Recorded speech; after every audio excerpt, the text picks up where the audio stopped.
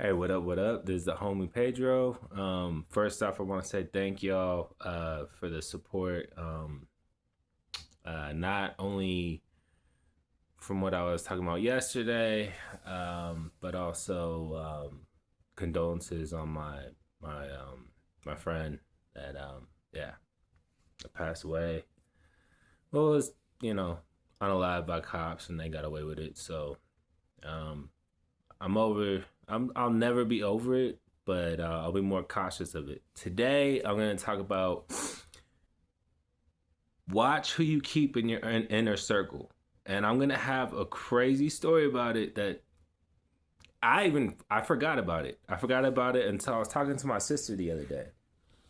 So I was talking to my sister the other day while I was, while we were reminiscing over my friend, because my friend he knew my whole family. Like he would just come knock on the door of my family, let him in, like, hey, what's up? How you doing, Cody? And fix him a plate, stuff like that.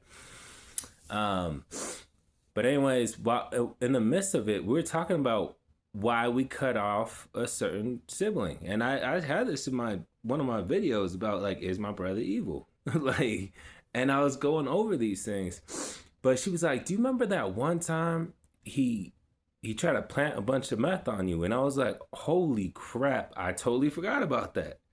Because we were just going back and forth, like the craziest stuff he's done. Like he jeopardized her business. She had a food truck, and he got into her Google account and was just writing, like, you could write a review, and he was writing replies from the owner, which was her. Like he was using like the most prejudiced stuff. Like if some he was calling people, like derogatory gay stuff, derogatory, you know, racial stuff. It was just bad. So it totally ruined their business. Like it didn't help. You know what I mean? And but the thing with me is at the time, I it was 2010. It was 2010. I had been on probation for a year.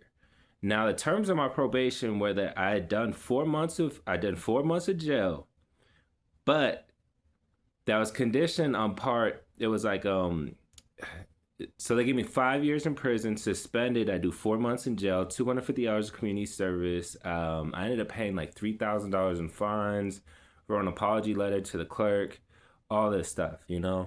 And I remember the judge. He said, if you have one violation of probation, I'm sending you to prison. You're not going to do 30 days in jail, because in Utah they give you 30 days in jail for probation violation and 6 months for a parole violation. But he says under this plea bargain, I'm gonna give you 5 years with no credit for time served, no early release, and you're gonna do the full five. And I'm like thinking in my head, I was 21. I was like, dude, I don't want to get out at 26. Like that would suck. But anyways, so one of the things that kept me out of trouble was going to the boxing gym and getting fully immersed in MMA, because I had already known jujitsu. But I was like, I want to learn more about boxing, and so I'd go with my boxing coach, and then was Heath Rocky, and then I'd go to my my jujitsu coach was Jeremy Horn. I talked about this one of my earlier videos about um, when my first fight was 13 years ago. It was on October 19th when I released it, and I even had the pictures all edited and stuff. But anyway, so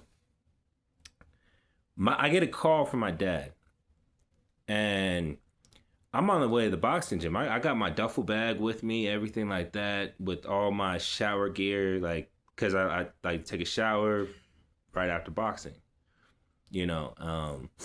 So I'd go box, get all sweaty, shower up, and so I'm not stinking all the rest of the day. And then, go about work, or if I'm doing a two a day, go back to the gym, um, or work on grappling afterwards. But anyways, my brother, man, he was always hating and always just, man, he would say little sly comments. And I'm a I'm gonna do a video in the description that totally reminded me of it. And then with my sister talking about it, and I'm like, yeah, there's a reason why I don't let him know where I live.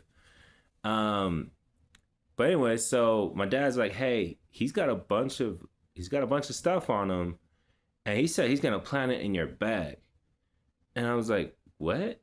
And he's like, yeah. And then he said he's gonna call the cops on you. He's mad at you. So, and I kid you not, I go to the boxing gym and I tell my boxing coach, and I'm like, this is gonna sound weird. And my boxing coach was, in the middle of some drills and stuff like that. So I waited a while for it to be over, and then while they were, and he's like, hey, what's going on? I was like, I'm gonna leave my bag over here.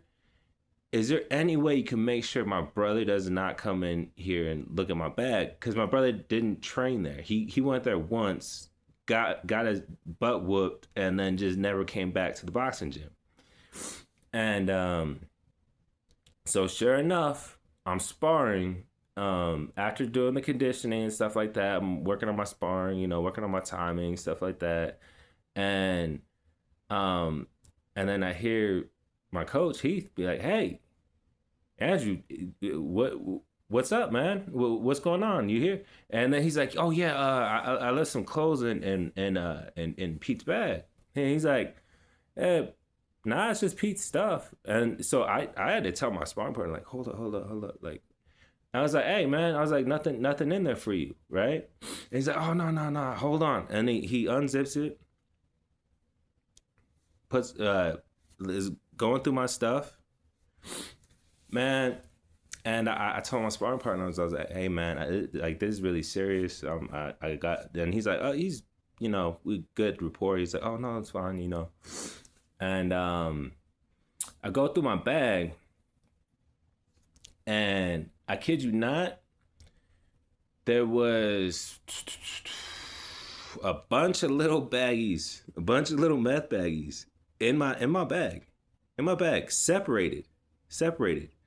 So what that would have given me, and the cops came to the gym.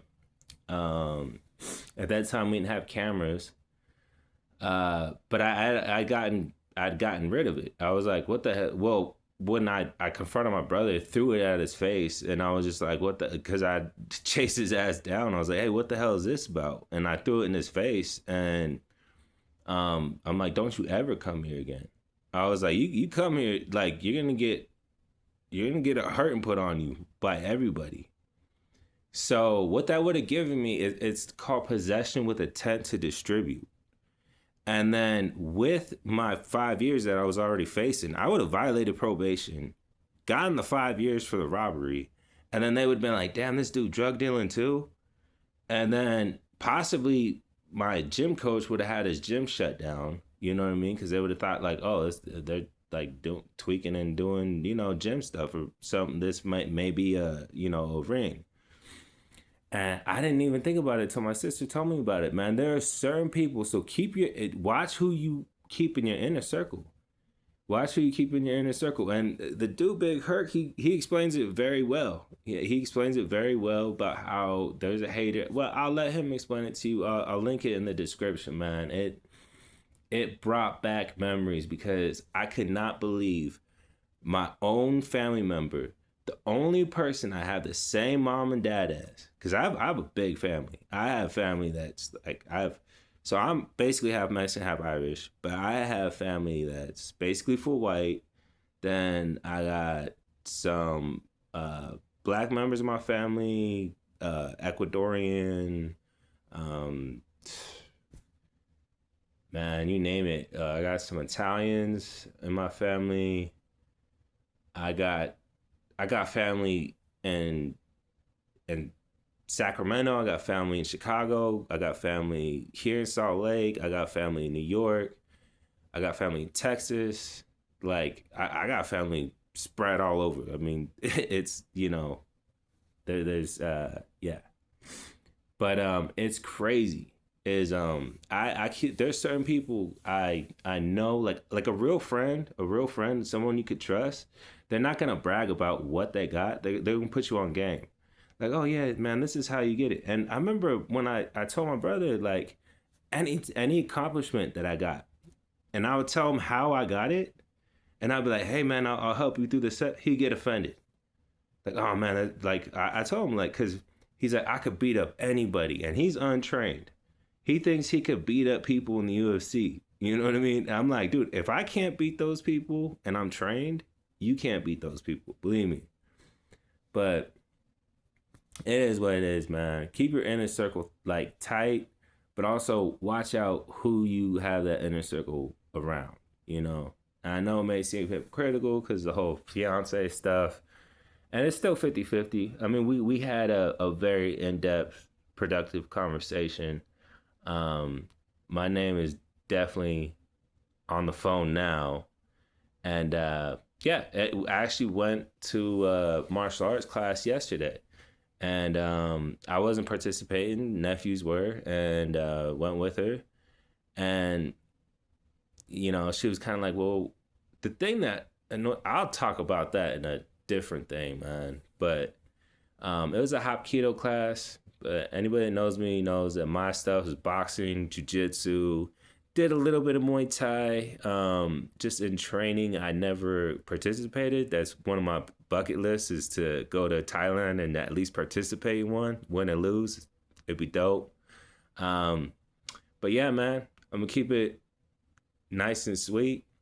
One love, peace out, stay safe, and watch who you keep in your inner circle. Because there's some people that if they see you have a nice house, they don't want to build a house like that. They would rather burn yours down so that they could be like, haha, look, you ain't have anything anymore. Like, I don't know why they work like that, but they really do. You know what I mean? So, anyways, let me know in the comments. Have you ever had someone like that? You got any siblings like that, or any family members like that? I'm sure y'all got some interesting stories. One love, peace out, stay safe.